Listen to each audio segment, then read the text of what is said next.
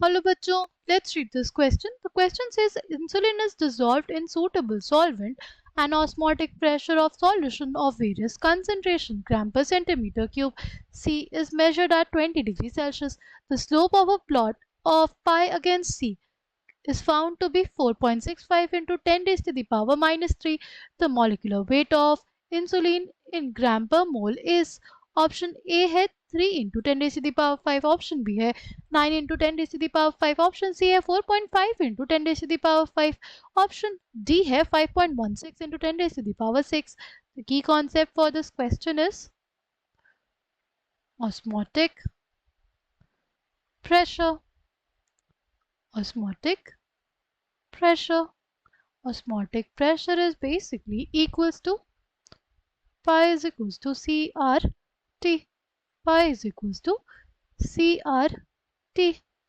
Now, हमारे पास C क्या बोला है, C के बारे में C चाहिए उसको ग्राम पर सेंटीमीटर क्यूब में, और यहाँ पे जो फॉर्मूला है उसके अकॉर्डिंग C किस में होता है, मोल पर लीटर में. ठीक है, C को हम लोग लिख क्या सकते हैं, लिख सकते हैं N by V. Right, C is basically N by V. Concentration है ना, number of moles by volume लिख सकते हैं उसको. ठीक, नंबर ऑफ मोल्स को क्या लिख सकते हैं, उसको लिख सकते हैं mass by molar mass. Mass by molar mass by volume हो जाएगा हमारे पास. ठीक, अब क्या होगा, ये हमारे पास ये आ गया. इसको हम लिख सकते हैं in the form m by capital N molar mass into V to R into T. ठीक, नाउ हमारे पास जो कंसंट्रेशन है वो किस में है, वो है ग्राम पर सेंटीमीटर क्यूब में. राइट, यानी ये हमारे पास ग्राम में है और ये सेंटीमीटर क्यूब में है. राइट, तो बेसिकली हमारे पास क्या है, pi is equals to m by v into R T by M, और ये v किस में है, सेंटीमीटर क्यूब में है. अगर v सेंटीमीटर क्यूब में है, उसको हम लोग चेंज करना चाहें डेसीमीटर क्यूब में तो कैसे करेंगे, देखो 1 litre is equals to 1 decimetre cube. ठीक, 1 decimetre cube is basically equals to 1000 centimeter cube. 1 upon 1000 decimeter cube is basically equals to 1 centimeter cube. V centimeter cube क्या हो जाएगा फिर, V by 1000. V by 1000 decimeter cube. ठीक, तो इसको लिख देंगे हम लोग क्या, M by V by 1000 decimeter cube into R into T by M.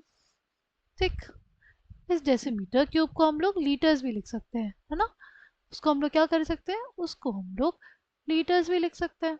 V by 100, V by 1000 litres.